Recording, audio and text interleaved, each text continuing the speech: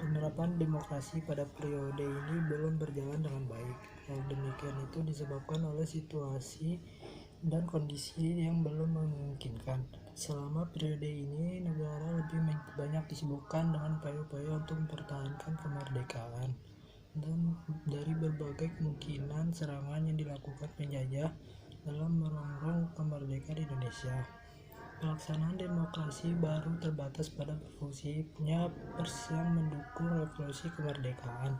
Kalau kita mengikuti risalah sidang penyelidikan usaha-usaha persiapan kemerdekaan Indonesia, maka kita akan melihat begitu besar komitmen para pemimpin bangsa untuk mewujudkan demokrasi politik di Indonesia ini. Muhammad Yamin contohnya dengan beraninya memasukkan asas kerakyatan dalam usulan dasar negara Indonesia merdeka, dan Ir Soekarno dengan penuh keyakinan memasukkan asas mufakat atau demokrasi dalam usulan tentang dasar negara Indonesia merdeka yang diberi nama Pancasila. Mereka percaya bahwa demokrasi bukan merupakan suatu hal yang terbatas pada komitmen, tapi merupakan sesuatu yang perlu diwujudkan. Pemerintahan Revolusi Kemerdekaan Indonesia tahun 1945 sampai 1949 merupakan masa pemerintahan Revolusi Kemerdekaan.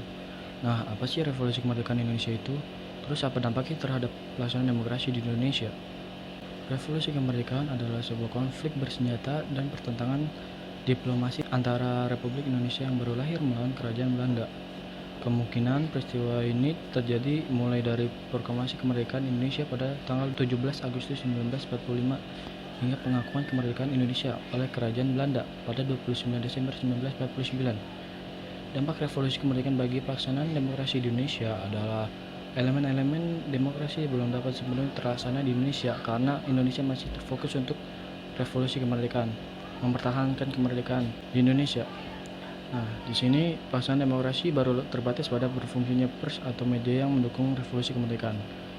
Revolusi kemerdekaan berisi pertentangan antara Republik Indonesia yang ingin mempertahankan kemerdekaan dengan Belanda yang masih ingin menguasai Indonesia, dan dampaknya bagi Indonesia adalah belum bisa menjalankan pemerintahan demokratis secara sempurna seperti yang sudah direncanakan, dikarenakan masih terfokus untuk memenangkan revolusi kemerdekaan itu. Selanjutnya, sistem pemerintahan pelaksanaan demokrasi di Indonesia pada periode 1945 sampai 1949. Pada masa ini ternyata dibagi menjadi dua periode, yaitu yang pertama pada tanggal 18 Agustus 1945 sampai 14 November 1945, di mana diberlakukannya sistem pemerintahan presidensil. Yang kedua pada 14 November 1945 sampai 27 Desember 1949 diberlakukannya sistem pemerintahan parlementer. Selanjutnya, ciri-ciri sistem pemerintahan presidensil. Yang pertama, bentuk negaranya berupa republik. Yang kedua, kepala negara dan kepala pemerintahan adalah presiden. Yang ketiga, presiden dipilih langsung oleh rakyat melalui pemilihan umum. Yang keempat, masa jabatan kepala pemerintahan ditentukan oleh waktu yang telah ditentukan pada konstitusi. Yang kelima, presiden tidak bertanggung jawab kepada parlementer karena legitimasinya berada langsung pada rakyat yang memilihnya. Selanjutnya, ciri sistem pemerintahan parlementer. Yang pertama, bentuk negaranya monarki atau republik. Yang kedua, kepala negaranya presiden, dan sedangkan kepala pemerintahannya adalah Perdana Menteri. Yang ketiga, pemilihan Perdana Menteri dipilih oleh parlemen. Selanjutnya, masa jabatan kepala pemerintahan tidak ditentukan. Terus yang terakhir, Perdana Menteri bertanggung jawab kepada parlemen karena Perdana Menteri dipilih oleh parlemen. Pada periode 1945 sampai 1949 telah diletakkan hal mendasar bagi perkembangan demokrasi Indonesia pada masa selanjutnya. 1. Pemberian hak politik secara menyeluruh. Hal ini sudah direncanakan oleh para pemuka negara yang berkomitmen besar untuk demokrasi, sehingga begitu kita merdeka, semua warga yang sudah dewasa memiliki hak politik yang sama, tanpa adanya diskriminasi yang bersumber dari ras, agama, suku, dan kedaerahan. 2. Presiden yang secara konstitusional ada memiliki kemungkinan untuk menjadi diktator, dibatasi kekuasaannya ketika Komitmen Nasional Indonesia Pusat atau KNIP dibentuk untuk menggantikan parlemen. 3. Maklumat wakil presiden yang memungkinkan terbentuknya parpol.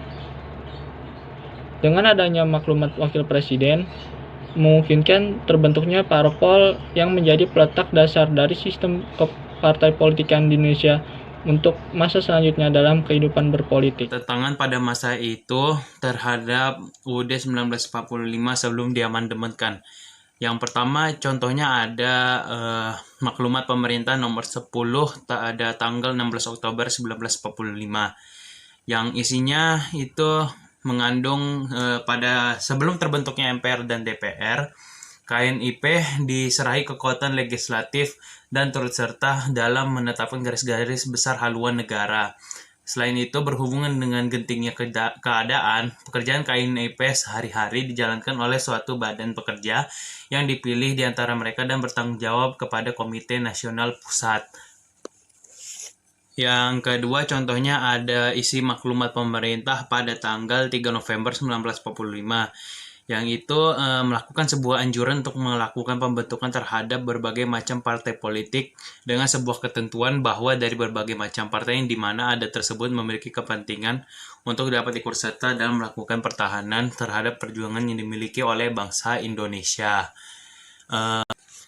Dan yang ketiga ada maklumat pemerintah tanggal 14 November tahun 1945 yang isinya itu adalah perubahan sistem pemerintahan Indonesia yang semula pemerintahan presidensial menjadi pemerintahan parlementer. Udah sekian itu contoh-contohnya.